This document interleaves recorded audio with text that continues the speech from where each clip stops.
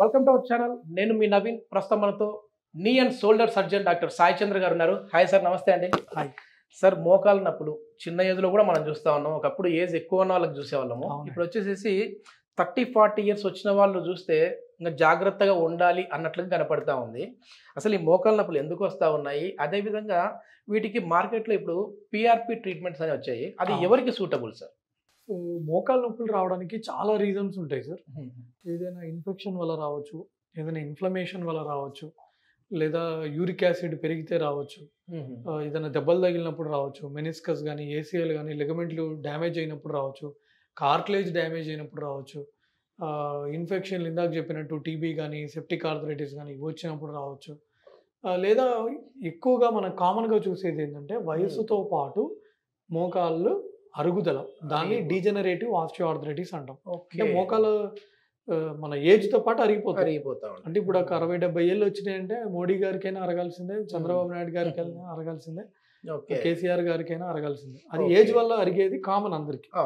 So మీరు ఇప్పుడు ఎందుకు ఎక్కువ కూడా వస్తున్నాయి? ఎందుకంటే నెంబర్ 1 ఇప్పుడు నేనే ఉన్నాను. నా బిఎంఐ ఐడియల్ గా 25 ఉండాలి. నా బిఎంఐ 28. అంటే మన బిఎంఐ అనేది ఎక్కువ ఉంటుంది, బాడీ మాస్ ఇండెక్స్. మనం ఉండాల్సిన ఐడియల్ గా ఉండాల్సిన వెయిట్ కన్నా మనం కొంచెం ఎక్కువ వెయిట్ ఉండడము, సరైన ఫిట్నెస్ లేకపోవడం, సరైన ఎక్సర్సైజ్ లేకపోవడము, అట్లాగే మీకు తెలుసు మనం తినే ఫుడ్ కూడా ఎలా ఉంటుంది.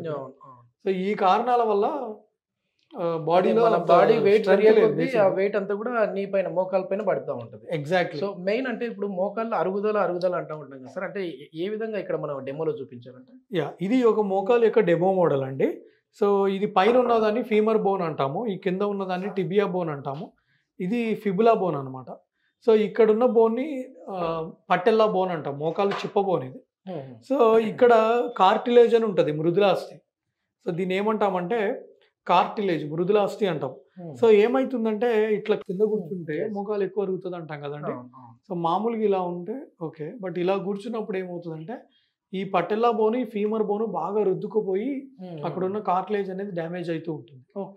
సో అందుకని ఒక ఏజ్ వచ్చిన తర్వాత కింద కూర్చోవద్దని చెప్పి. ఇండియన్ టాయిలెట్స్ మరి వాడచ్చా వాడకూడదా సార్? ఇండియన్ టాయిలెట్ అయినా అంతే కదా సార్, కింద కూర్చుంటాము మడత వేసేసి. సో దానివల్ల మోకాలు అరిగి ఇంకా ఎక్కువ అరుగుతుంది. మోకాలు అరిగిన పేషెంట్స్ ఇండియన్ టాయిలెట్స్ ని అవాయిడ్ చేసి వెస్టర్న్ టాయిలెట్స్ వాడడం బెటర్. ఓకే. పిఆర్పి ఎవరికి సూటబుల్ సార్? అంటే మామూలుగా సర్జరీ వరకు కూడా వెళ్ళే పర్సన్స్ కి చెప్తా ఉంటారు, లేదు సర్జరీ అవసరం లేదు, పిఆర్పికి వచ్చేయండి అని. ఇప్పుడు అసలు ఏ స్టేజ్ వాళ్ళకి పిఆర్పి? నాకు డైలీ మినిమం 10 వాట్సాప్ మెసేజెస్ వస్తాయండి, మినిమం 10 వాట్సాప్ మెసేజ్లు. వాళ్ళు ఎక్స్రేలు ఎంఆర్ఐ రిపోర్ట్ వాట్సాప్ పెడతారు, సార్ దీనికి పిఆర్పి ఇవ్వచ్చా, దీనికి పిఆర్పి నేను తీసుకుంటే తగ్గుతుందని. పిఆర్పి అనేది సర్వరోగ నివారణ కాదండి. పిఆర్పి అనేది ఇప్పుడు ఇది మన మోకాలు ఇక్కడ డెమో ఇదొక ఇంజెక్షన్. సో పిఆర్పి అనేది అదొక సర్వరోగ నివారణ కాదు. సో ఎవరికైతే మోకాలు ఫుల్గా అరిగిపోతాయో ఆల్రెడీ వాళ్ళకి పిఆర్పిలు పనిచేయవు, నెంబర్ 1. లేదా ఎవరికైతే మోకాలలో ఇన్ఫెక్షన్లు ఉన్నా, లేకపోతే మెనిస్కస్ చినిగిపోయినా, కాంప్లెక్స్ టైర్స్ ఉన్నా, లేకపోతే ఏసీఎల్ చినిగిపోయినా, ఇట్లా నడిచేటప్పుడు సార్ ఇట్లా కాలు సైడ్కి వెళ్ళిపోతున్నా, ఇట్లాంటి ప్రాబ్లమ్స్ ఉంటే అప్పుడు పిఆర్పి పనిచేయదు.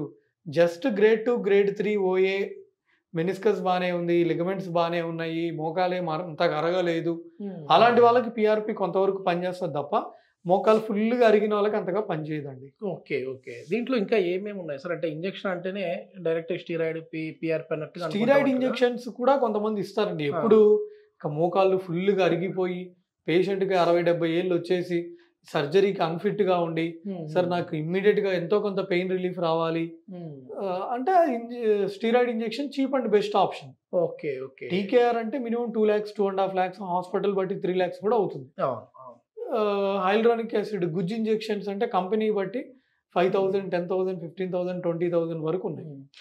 అది ఎన్ని రోజులు? అది గుజ్జు ఇంజెక్షన్ సార్. ఇది మోకాళ్ళలో గుజ్జును పెంచే ఇంజెక్షన్స్ ఎన్ని రోజులు పనిచేస్తారు? అంటే ఒకసారి తీసుకుంటే లైఫ్ లాంగ్ రాదు. 6 months 1 year అట్లా. ఓకే. ఏమైనా సైడ్ ఎఫెక్ట్స్ ఉంటాయి అవి? హైల్రానిక్ యాసిడ్ ఇంజెక్షన్ కి ఏం సైడ్ ఎఫెక్ట్స్ ఉండవు. సో స్టీరాయిడ్ ఇంజెక్షన్స్ కంటే కొంచెం బాడీకి డ్యామేజ్ చేస్తాయి కాబట్టి ఎంతో కొంత ఉంటాయి. బట్ ఏ ఇంజెక్షన్ అయినా జాయింట్లోకి ఇస్తుంటే ఎప్పుడైనా అది ఇన్ఫెక్షన్స్ వచ్చే ఛాన్స్ ఉంటుంది. సో జాగ్రత్తగా అది చూడాలన్నమాట. ఓకే. కరెక్ట్ పర్సన్ అండర్‌లో చేస్తేనే బావుంటుందంటారు. యెస్.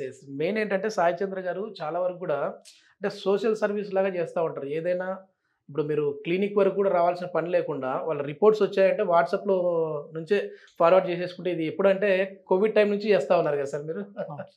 ఓకే. చాలా మంచి చేస్తా ఉన్నారు సార్. ఇప్పటికే చాలామంది కూడా కామెంట్ చేస్తా ఉంటారు. మన ఇంటర్వ్యూ కూడా గ్యాప్ వచ్చింది. సాయి చంద్ర గారితో ఇంటర్వ్యూ ఎప్పుడండి అని చెప్పేసేసి అడుగుతా ఉన్నారు. సార్ ఇప్పుడు సర్జరీ అంటే నీ రీప్లేస్‌మెంట్ అయిన పర్సన్స్‌కి కావచ్చు, లేదంటే పీఆర్‌పీ జరిగిన వాళ్ళకి కావచ్చు, ఏదైనా ఫుడ్‌లో చేంజెస్ ఏమైనా రావాలంటారా? అంటే పలానా ఫుడ్ తినాలి, పలానా ఫుడ్ తినకూడదు. ఈ ఫుడ్ తీసుకోవడం వల్లనే నీ పెయిన్ వస్తుంది. అట్లాంటివి ఏమైనా ఉన్నాయండి? మంచి క్వెషన్ అడిగారు సార్. చాలా మంది రెగ్యులర్‌గా అడిగేది ఏంటంటే, సార్ ఫుడ్ ఏం తినాలి? సో నిజంగా చెప్పాలంటే వాస్తవానికి ఇదే ఒక బెస్ట్ ఫుడ్ అంటే ఏం లేదు. ఓకే. సో మనం ఎలా చూడాలి అంటే, షుగర్ ఉంటే డయాబెటిక్ పేషెంట్స్‌కి ఏంటంటే డయాబెటిక్ డైట్.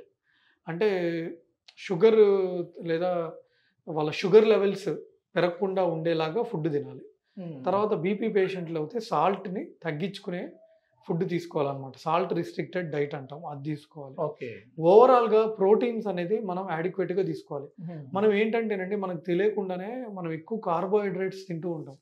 మన పొద్దున్న నుంచి రాత్రి వరకు ఏంటి తినేదంటే అన్నం, పప్పు, కూర. సో అన్నం ఏమో ఇంత ఉంటుంది ప్లేట్‌లో, పప్పు కూర కొంచెం కొంచెం ఉంటుంది. సో దీనివల్ల ఏమవుతుందంటే ప్రిడామినెంట్‌గా మన కార్బోహైడ్రేటే వెళ్ళిపోతుంది. ప్రోటీన్ తక్కువ అయిపోతుంది ప్రిడామినెంట్‌గా. సో అలా కాకుండా ప్రోటీన్ కూడా యాడిక్వేట్‌గా తీసుకునేటట్టు చూసుకోవాలన్నమాట. ఓకే.